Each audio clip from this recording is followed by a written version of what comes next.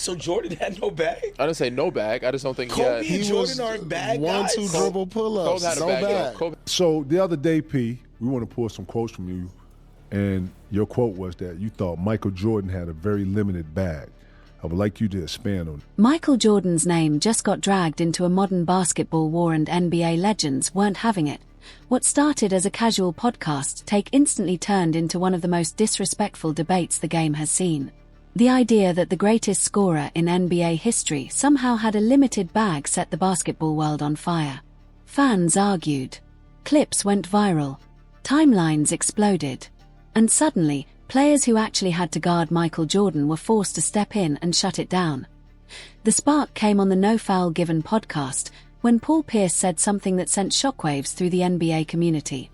Within hours, the debate spiraled out of control, and Kevin Garnett had no choice but to respond. So Jordan had no bag? I didn't say no bag. I just don't think Kobe and Jordan aren't bag guys. 1-2 dribble pull-ups. Kobe had a No bag. bag. Kobe. So the other day, P, we want to pull some quotes from you, and your quote was that you thought Michael Jordan had a very limited bag.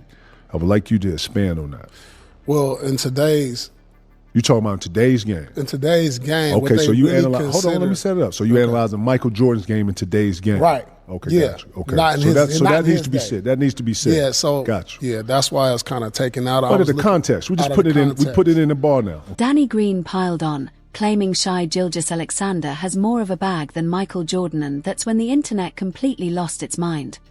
Apparently, if you're not taking 20 dribbles and throwing 5 crossovers before every shot, modern fans think your offensive game is limited. Style has replaced substance. Flash has replaced effectiveness.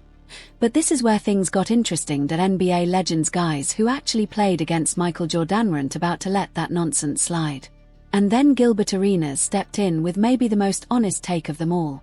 Because he understands something the younger generation refuses to accept. Yeah, I would say I agree that he has a deeper bag. One, yes, if the less athleticism you have, the more things you need to add to do the same thing as someone who's very athletic. MJ's bag came in a whole different form, right? And when we talk about bags, we only think dribbling moves. Mm-hmm. Who has the best dribbling moves, right? That's how we consider a bag. Now, if you look at Jordan's bag to score, it was very elite, because you're talking about back the basket, up and under, foot, fade, swing, aerial stuff. That's a bag. Arenas didn't stop there. He took to social media and made it crystal clear. Michael Jordan was so dominant he could walk into an arena with just 2 moves and still hang 40 on anybody. That's the reality modern fans don't want to accept. The game evolves. The style changes. But effectiveness is timeless. Jordan didn't need 30 dribbles because he was physically and mentally superior to everyone guarding him. Somewhere along the way, basketball fans started confusing entertainment with effectiveness. They began believing that pounding the ball 50 times before a shot is somehow better than getting to your spot, rising up, and scoring. Arenas nailed it. GOAT status doesn't require a million combos. Now let's talk about what Jordan actually accomplished with this so-called limited bag. He averaged 30.1 points per game for his career, the highest scoring average in NBA history. Not second. Not close. First. He won 10 scoring titles, an NBA record. Wilt Chamberlain is second with 7.7 of Jordan's 10 came consecutively, a stretch of dominance no one has ever matched. And when the games mattered most, when defenses were built specifically to stop him, Jordan got better. He averaged 33.4 points per game in the playoffs, also the highest in league history. 6 finals appearances, 6 championships, 6 finals MVPs, a 33.6-point scoring average on the biggest stage. Perfect. All of this while shooting 49.7% from the field for his career. Elite efficiency. Massive volume.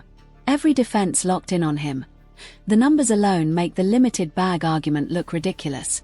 Even Richard Jefferson, who played in the modern era, had to step in and defend Jordan's basketball intelligence on the Road Trippin' podcast. As basketball players get smarter, they become more efficient. That's really what it is. Allen Iverson used to be at the top of the key doing all of this. That's what he did when he first came into the league. Then he learned, then the Iverson cut came, and they basically ran him across the middle, and they go, either go or stop. So he didn't have to do all the dancing anymore, became more efficient. MJ, you go back and watch MJ, there's the famous clip of him going between his legs and stopping and dropping when he was doing 61 in the Garden, or 61 against the Boston Celtics. Y'all seen the video where he's doing this back in 85 and stopping, whopping. He realized he didn't have to burn that much energy. That's the real separation between legends and players who just look good in Instagram highlight reels. Jordan had every flashy move you could imagine, but he also had the intelligence to understand that the most effective way to score is rarely the flashiest. Richard Jefferson understood that efficiency isn't a weakness, it's mastery, and that brings up another point that completely shuts down this argument. Look at Shaquille O'Neal. Shaq finished his career with 28,596 points, 9th all-time, and the vast majority of them came from dunks, drop steps, and pure power. He shot 58.2% from the field, the second highest percentage in NBA history. He won 2 scoring titles and 10 field goal percentage titles. His foundation was dominance. The drop step, the jump hook, the turnaround fadeaway he added later in his career.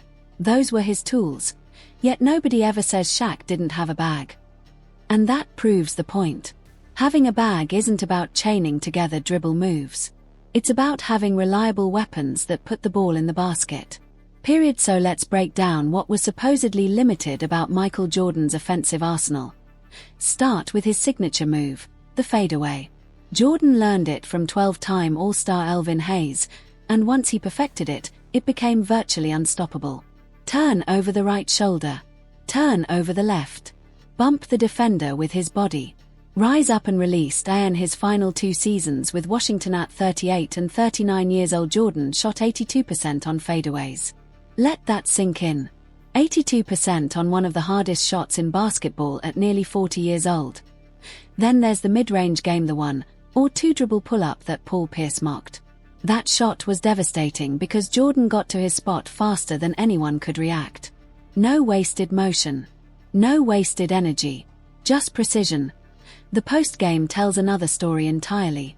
After returning from baseball, Jordan rebuilt his body, bulking up to around 215 pounds, and added a completely new dimension to his offense. He became lethal on the block, punishing smaller defenders with footwork and strength. At 40 years old, he became the only player in NBA history to average over 20 points per game at that age, and yes, the three-point shot. Jordan wasn't a volume shooter from deep, but a 42.7% three-point season proves he could shoot it when needed. 6 threes in the first half of the famous Shrug game set a finals record at the time. Every shot was in his bag. Jordan just chose not to waste energy on unnecessary flash when efficiency got him buckets faster. Here's what modern players and fans always ignore in this debate. Hand-checking was legal when Jordan played. Defenders could put their hands on you, steer you, and physically guide you above the free throw line. The league didn't truly eliminate hand-checking until the mid-2000s, and the impact was immediate. League scoring jumped from 93.4 points per game to 97.2 almost overnight. Kenny Smith put it perfectly. The hand-check rule is the single reason why players from that era would be better players today. Modern guards need elaborate dribble packages because they're solving zone defenses and creating space without defenders being allowed to touch them. Jordan scored while a defender's hand was literally on his hip while absorbing physical punishment that would get players ejected today, and he still averaged over 30 points per game for his career. Jordan played in a level of physicality that simply doesn't exist anymore. Most modern players have never experienced that environment. After the internet backlash exploded, Paul Pierce had to walk his comments back. He went on The Ticket and The Truth podcast with Kevin Garnett and tried to clean up the mess he started. Who got a bag in the league? You instantly go to like Kyrie, James Harden, but these is guys who need multiple moves to get cracking. Like Jordan didn't need multiple moves. He just right by you. 1 dribble pull-up, fade away. You know, for that era, that was great. But Pierce's clarification still completely missed the point. Even in today's NBA era that favors offensive players more than any other in history, none of these so-called deep bag stars are averaging 30 points per game for their careers.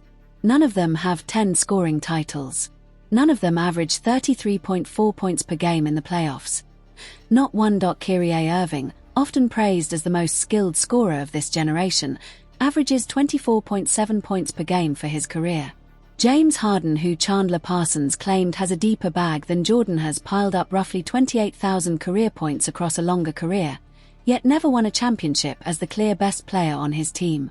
Shai Gilgeous-Alexander, who Danny Green said has more of a bag than Jordan, is having an incredible season, but one great year doesn't erase what Jordan sustained for 15 straight seasons. That's the part modern debates ignore: longevity at dominance.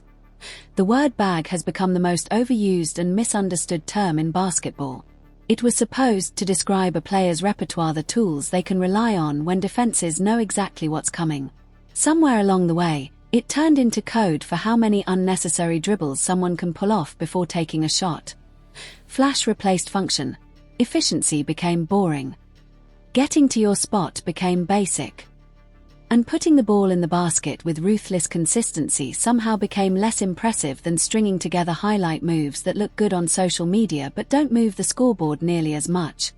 Even LeBron James had to step in earlier this year and address how ridiculous this narrative has become. Michael Jordan wasn't out there dribbling 1,000 times, to get to the spot. He'd get to a spot and raise. I see it all the time. It's like, I'll be on social media. It's like, LeBron has no bag. It's like, I'm sitting over here. What is that? LeBron has no bag, and I'm sitting like at 50 billion points. The people who understand basketball at the highest level know the truth. Efficiency matters more than style. Getting buckets matters more than looking cool while doing it. When Larry Bird watched Michael Jordan drop 63 points on the Celtics in the playoffs, his reaction wasn't about dribble moves or creativity.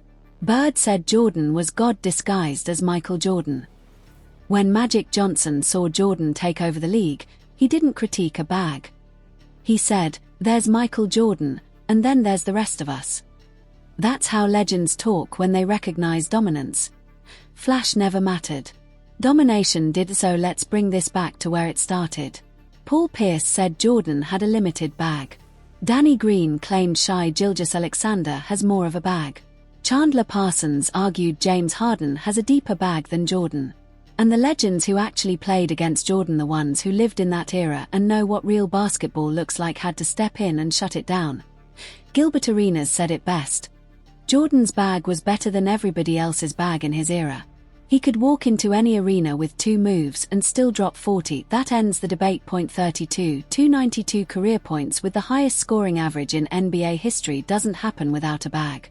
10 scoring titles with a limited offensive arsenal? Impossible. 33.4 points per game in the playoffs, when every defense is designed specifically to stop you. That requires scoring in every way imaginable. Jordan had every move in the book.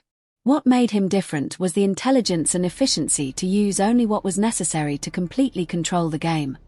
Somewhere along the way, we confused style with substance. We started thinking dribbling for 15 seconds before shooting was more impressive than getting to your spot in 2 dribbles and rising up for an automatic bucket. But the numbers don't lie. 6 championships don't lie. A perfect finals record doesn't lie. And the legends who guarded Michael Jordan aren't lying either. Michael Jordan's bag was never limited. The league's ability to stop him was.